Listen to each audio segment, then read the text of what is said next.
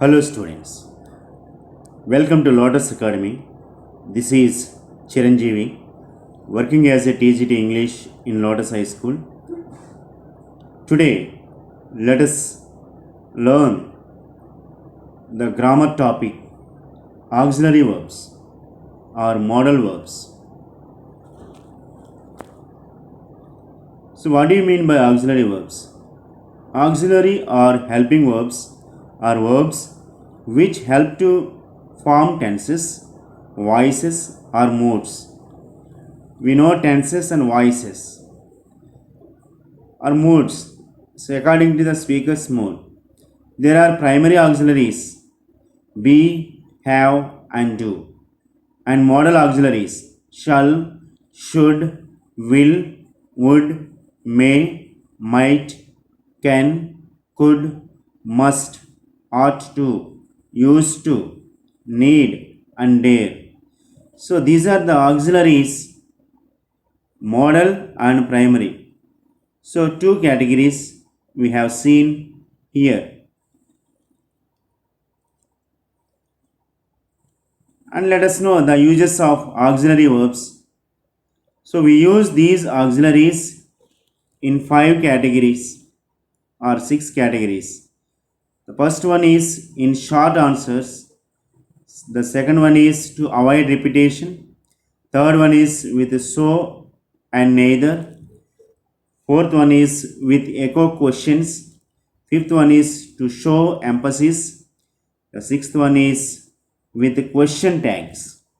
We use auxiliaries in these areas.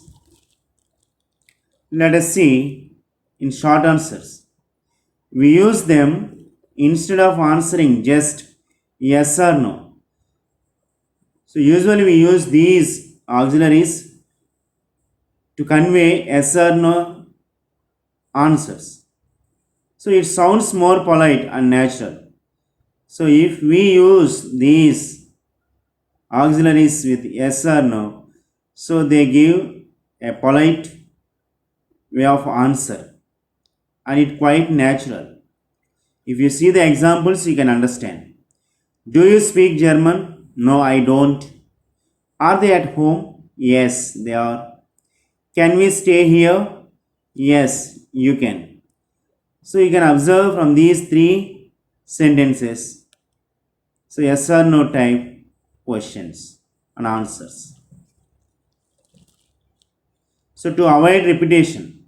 So to avoid repeating the main verb or verb phrase. So what is the main verb here in the examples? I love comedies, but my husband doesn't.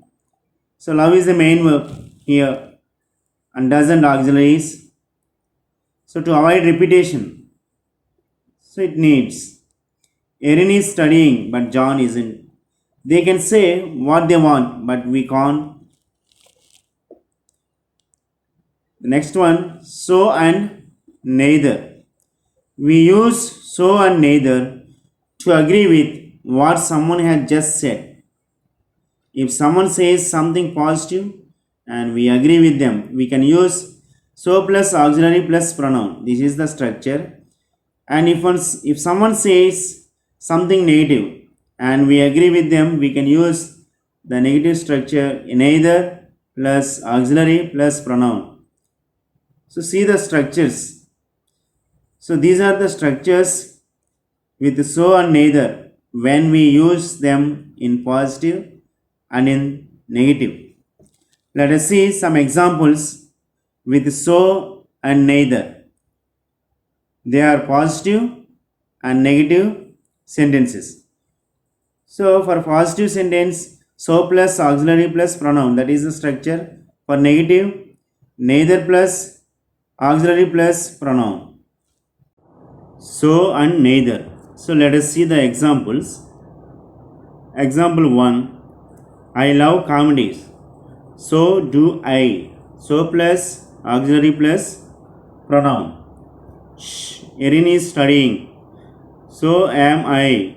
Here also so plus auxiliary plus I pronoun. I can't open the door. Neither can I. So neither plus auxiliary plus and pronoun. I won't say anything. Neither plus will plus I mean neither plus auxiliary plus pronoun. So according to the structure, the statements are framed. These are the so and neither. So positive and negative structures. Let us see. To show emphasis. Emphasis means to say strongly here. It is common to use auxiliary verbs in positive sentences when we contradict or deny what someone has said, or when we want to give extra emphasis. So we want to stress or say strongly some extra things. So in these sentences, the auxiliary is stressed strongly. So stress strongly is nothing but emphasis. So if you observe the examples, are you a vegetarian? I do eat meat, but I prefer fish. You didn't lock the door. I did lock the door. Here, do in the present in the sentence number 1, did in the example 2. So these two verbs, these two auxiliaries are stressed strongly. So we can observe auxiliary verbs stressed strongly in positive or negative sentences here. So to show emphasis in these auxiliary verbs. And here next one, echo questions. So echo questions means what? Let us see. We make echo questions to show an interest in what someone is saying. So they are called echo questions because they repeat a part of what the other speaker has said. So here echo questions, they repeat a part of what the other speaker said. They have a rising intonation also. In intonations, 3 types: falling, raising and falling, raising. So here let us see the example. I love Coldplay. So do you? It's a raising intonation. And they don't eat meat, don't they? So they, the marks are given, raising intonations. So you can observe echo questions. So echo is nothing but, so they repeat a part of what the other speaker has said. So they will have the rising intonation in echo questions.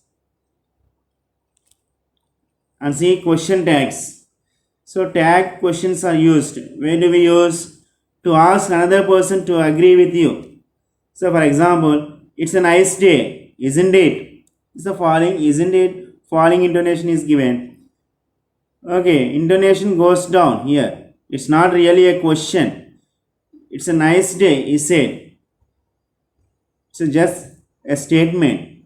So to ask another person to agree with, to accept it or not, to check something which you think is true. Here, let us see the example. To check something which you think is true, if it is true. So Jock isn't your brother, is he? So intonation goes up. So Jock isn't your brother, is he? He goes up. So intonation goes up. It's a real question. Okay, here according to the situation of the sentence, the falling and raising intonation takes place. So here, so falling and raising intonations in even in question tags or echo questions, so they maintain intonations. So these are also part and parcel of punctuation marks. Along with punctuation marks, we use intonations. Okay, let us see the question tags. So here question tags are formed by an auxiliary verb and a pronoun. If you look at the examples, you can understand. Jock isn't your brother. So it's a question. It's a, what is the question tag? So is he? If the statement is in negative, the question tags will be in positive. So Mabel lives in Cardiff, So doesn't she? So the answer is in the statement is in positive. So whereas the question tags in negative. They have finished their homework, haven't they? So in the same way, so we can observe if the statements are in positive, the question tag will be in negative. If the statements are in negative, the question tag will be in positive. So question tags here. Add negative question tag so to positive statement. So how to add the negative question tag to a positive statement? So here you can observe. We get too much homework. So we get too much homework, don't we?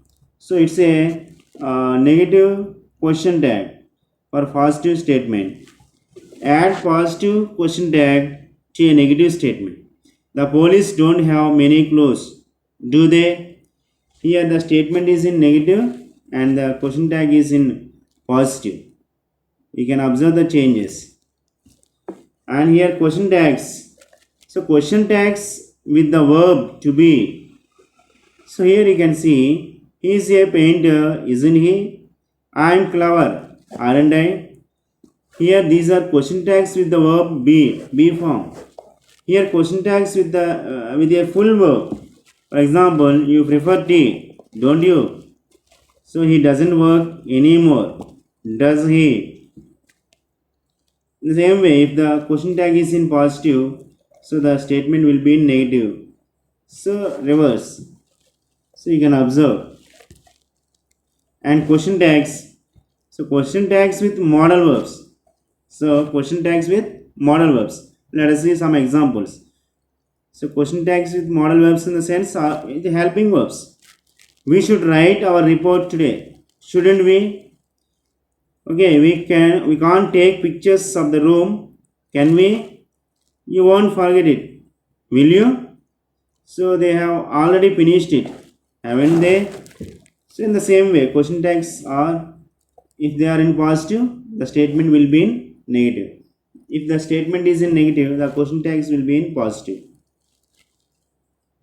So here question tags. So after an order or request with imperatives, close the door, will you? So after an order or request with imperatives, we have four types of sentences. So declarative, assertive or statements, and interrogative, imperative, and exclamatory. So imperatives, commands, requests, orders, all these. So close the door, will you? So don't make so much noise, will you? Here after let's, we use shall we?